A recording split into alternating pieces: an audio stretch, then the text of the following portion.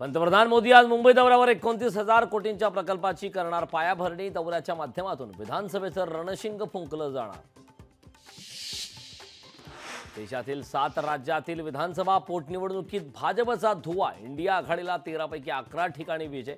निकालाने इंडिया आघाडी आत्मविश्वास वाढला। अयोध्येनंतर बद्रीनाथमध्ये भाजपचा पराभव। बद्रीनाथमध्ये काँग्रेसचे लखपत सिंह बुटोला हे 5,224 मतांनी विजयी।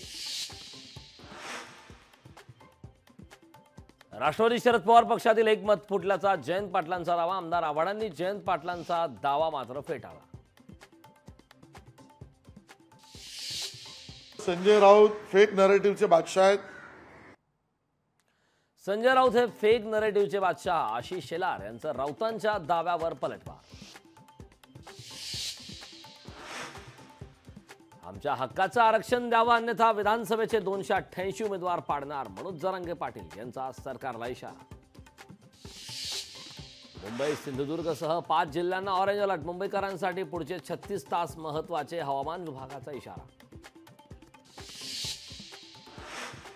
पालघर, बोईसर, डहाणू, चारोटी परिसरात मुसळधार पाऊस। सूर्या आणि वैतरणा नदी दुथडी भरून वाहू लागल्या।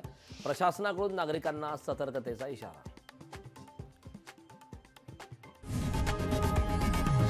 लोकशाही मराठी ऐका, पहा, जागरूक रहा।